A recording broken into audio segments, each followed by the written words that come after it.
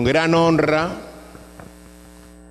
estoy acá agradeciendo liminarmente a mi querido amigo y discípulo Glauco Gumerato Ramos.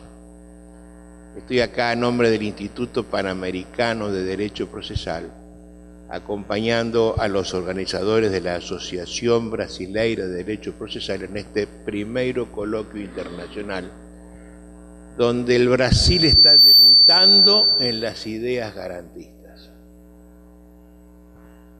La palabra garantismo es una palabra que en la Argentina y en general en América Latina no tiene buena prensa. La gente cree que garantismo es abolicionismo, que son cosas diferentes. Eso lo debemos, particularmente los argentinos, a la actuación de un conocido profesor de Derecho Penal y miembro de la Suprema Corte de Justicia de la Nación, hablo del profesor Zaffaroni, que presentó el término garantismo con un alcance que de verdad no tiene. Yo quiero contarles a ustedes, a instancia de Glauco, que la palabra aparece en el subtítulo de una obra maravillosa del profesor italiano Luigi Ferraioli, que se llama Derecho y Razón. Y en el subtítulo, él coloca hacia un garantismo penal. La idea es proteger, la idea primordial es proteger al penado, hacer una aplicación del derecho penal conforme Constitución. Un grupo de procesalistas argentinos, en el cual me encontraba, pensó que tal vez era más importante que cuidar al penado después de la pena, durante el proceso, en el camino hacia la pena. Y entonces generamos una idea que, bueno, está en este momento en este auditorio y llamamos el garantismo procesal, entendiendo que el proceso es garantía. Para explicarles a ustedes qué es esto de proceso garantía, quiero recordarles que la palabra proceso en el mundo del derecho significa un método de enjuiciamiento. No interesa la pretensión que se procesa, penal, civil, lo que fuere, es un método de enjuiciamiento. Y este método, históricamente, nació en el año de 1215, 800 años atrás, cuando el rey de Inglaterra, el rey Juan Plantagenet, le otorga a los varones sajones un reconocimiento inédito hasta entonces. El rey, que es el dueño de todo, el que hace la ley, el que la administra, el que la ejecuta y el que además la juzga en su incumplimiento, le promete a los varones sajones algo muy importante, que nadie podrá ser quitado de la vida, la libertad o la propiedad sin el due process of law. Palabras que esconden algunas cosas importantes. La primera, que el rey abdica de juzgarlos a los varones en lo futuro. Por tanto, se pone un autolímite al poder. El proceso entonces nace, atención, como límite al poder, que es lo que acaba de decir el doctor Costa. Y además, él se limita diciendo que nunca más los juzgará, sino que el juzgamiento lo harán 25 pares, no pueblo, pares, varones con varones, poetas con poetas. Y que eso se iba a hacer con un juicio por unanimidad, cosa muy difícil de lograr en 25 personas. Y además les promete algo inédito hasta ese entonces. Sepan ustedes que los ingleses son muy afectos a fallar en equidad. Y en general hay muchos países que no tienen ley escrita y entonces les da una norma que rige hoy en todas las constituciones de América. Les dice, para ser penado tendrá que haber una ley anterior al hecho del proceso. Una conquista maravillosa. Y así empieza un método de enjuiciamiento donde hay dos personas que discuten naturalmente desiguales, cual somos todos en esta sala, hombres, mujeres, ricos, pobres, lindos, feos, gordos y flacos, que los iguala una tercera persona que para poder hacer esa igualdad procesal debe tener una calidad que nosotros decimos de imparcial. En general no sabemos qué es la imparcialidad. Voy a demostrarlo en unos instantes. Andando el tiempo, casi 300 años después, necesidades contingentes de la reina Isabel la Católica, que quería juzgar a los judíos, a los musulmanes, a los luteranos y a los calvinistas, se inventó un método de enjuiciamiento que se llamó inquisitivo. Inquirir significa en español investigar.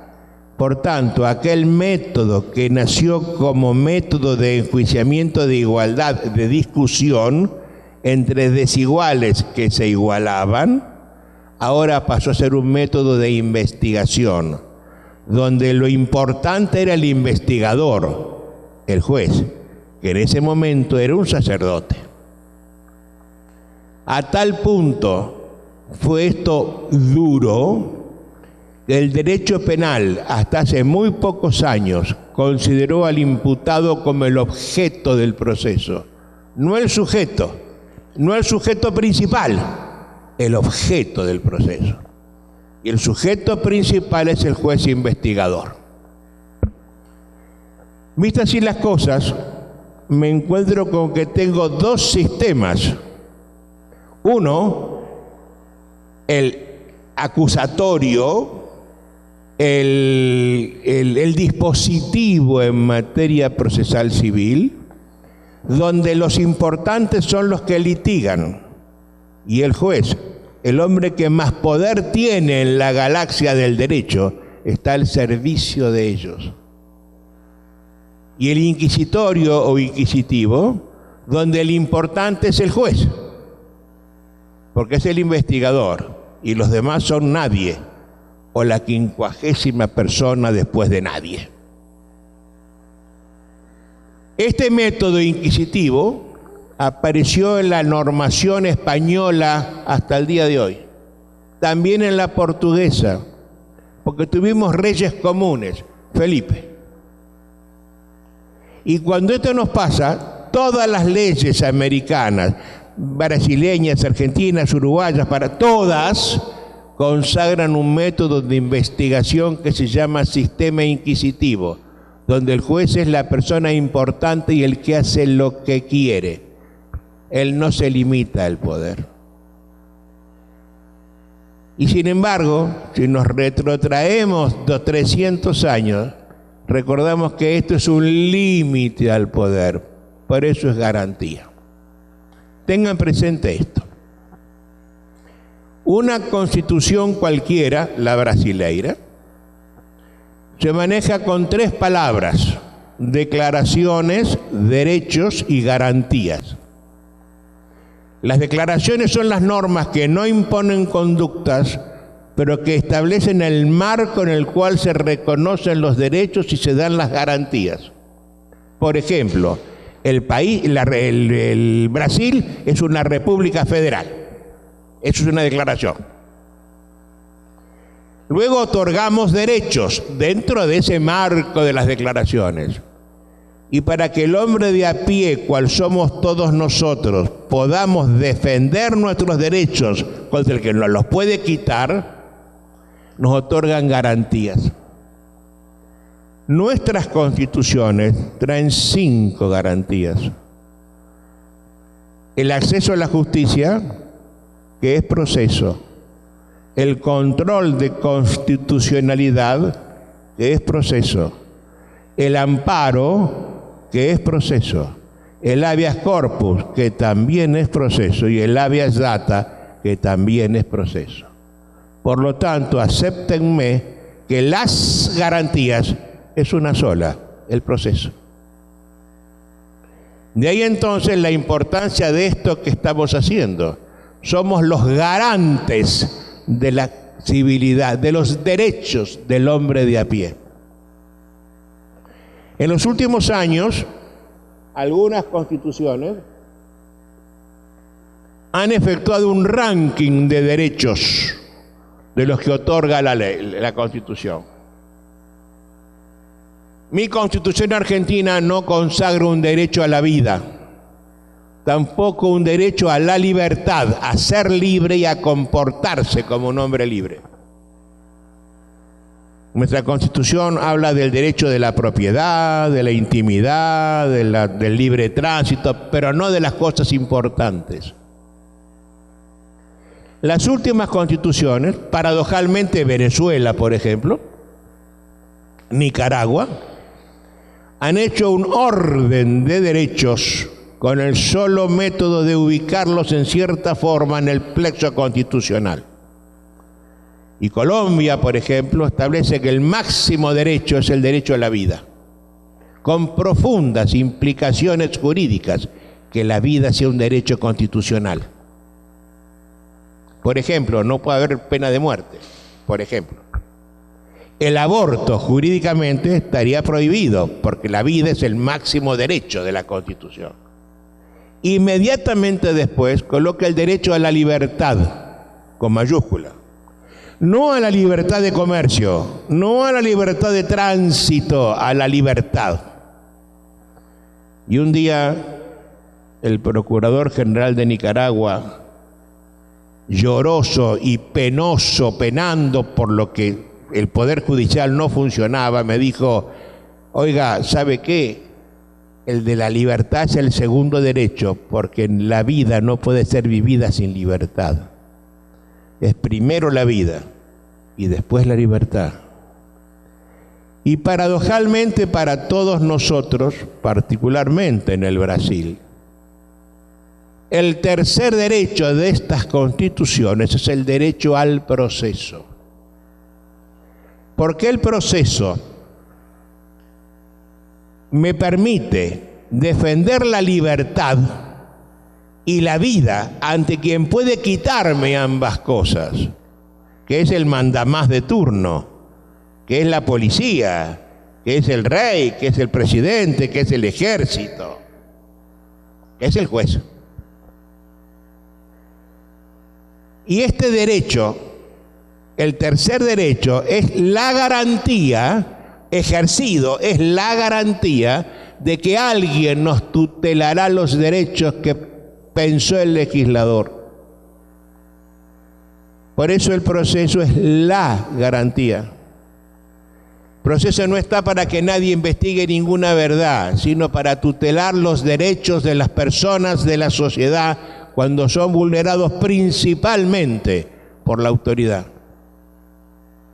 En ese sentido, nosotros estamos manteniendo la palabra garantía unida al proceso.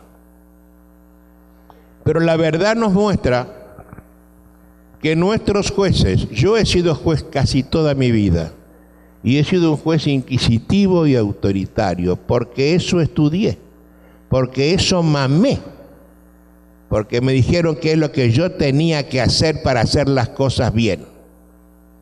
Siendo viejo, entendí que eso era un pecado fundamental de mi vida.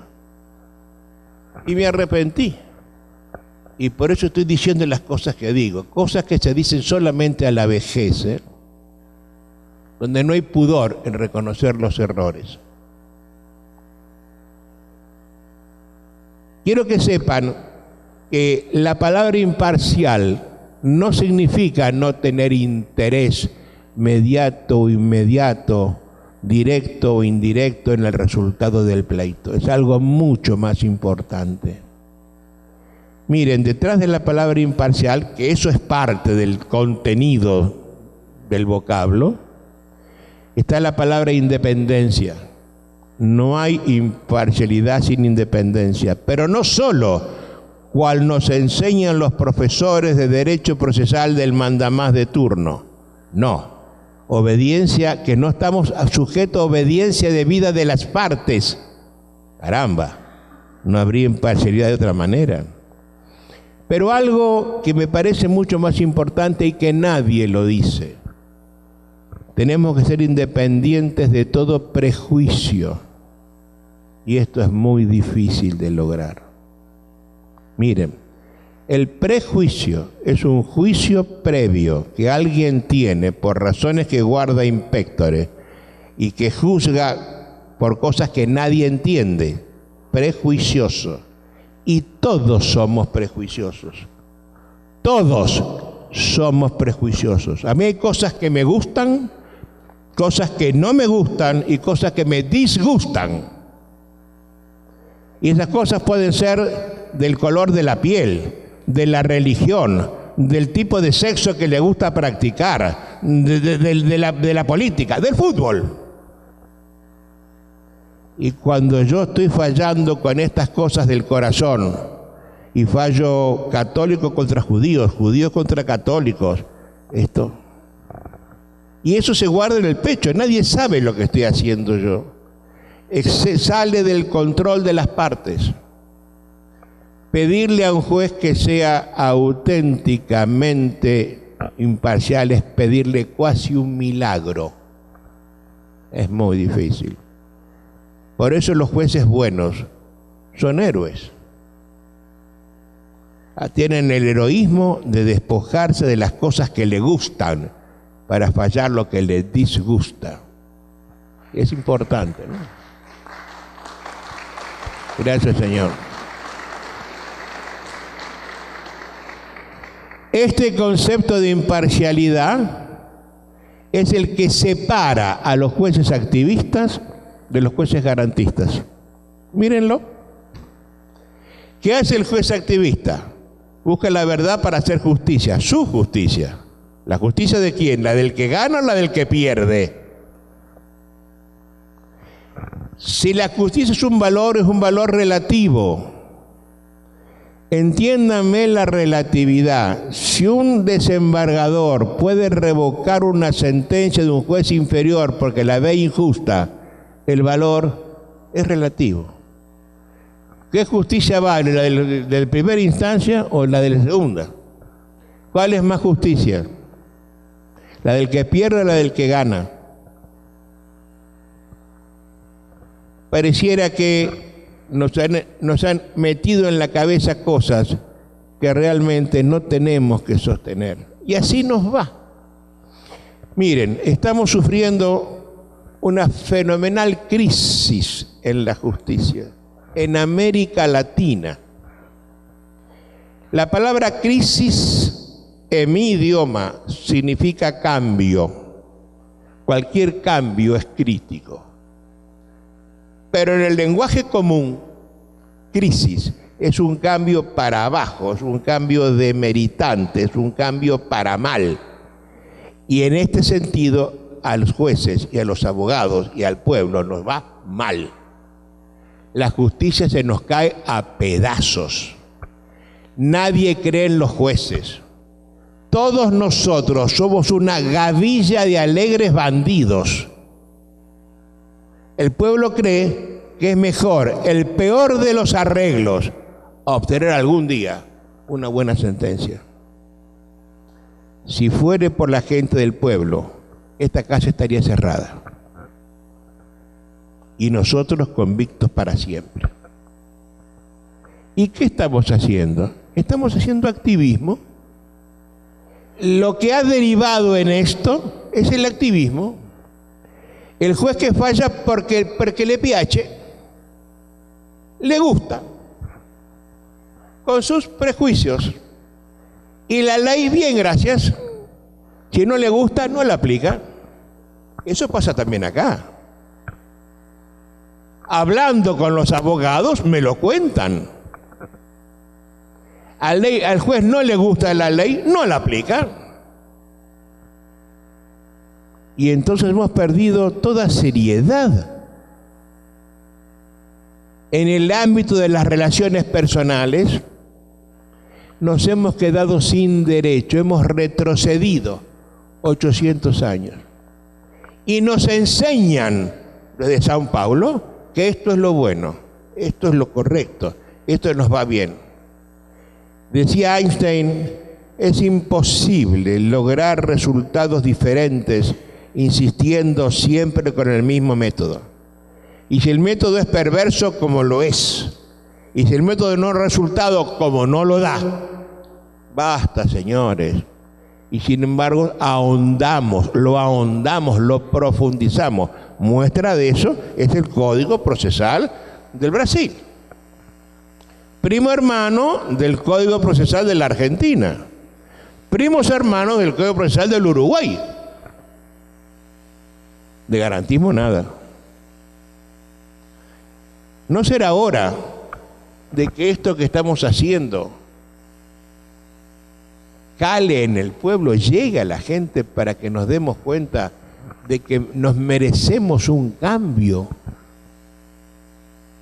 ¿No creen ustedes que nuestros nietos pueden lograr, si cambiamos, una justicia en la cual yo nunca vi? Que nos huye, que no nos mira, que nos ignora. Hay una mora judicial fenomenal. En la Corte Nacional de mi país hay 300.000 expedientes a fallo. ¿Lo digo de nuevo? 300.000 expedientes a fallo. ¿Creen ustedes que alguna vez podrán terminarlo? ¿300.000?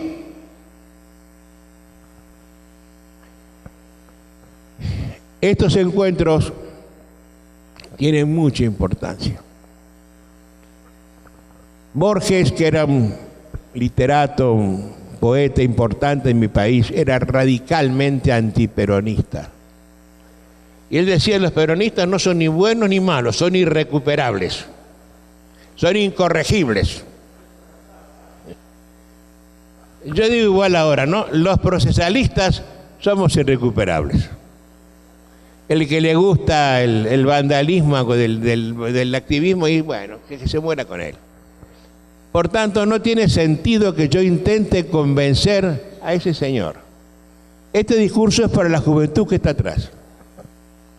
Para la juventud que espera vivir con libertad. La juventud que espera tener un porvenir venturoso. La juventud que espera vivir en un mundo de derechos, donde se respeten los derechos y nadie avasalla al otro. Por eso la importancia de que haya poca gente de mi edad acá y mucha juventud. Ellos son los recipiendarios de este mensaje. Mi deseo para el Brasil y para la juventud de Brasil. Gracias por esto que me acaban de regalar. Gracias.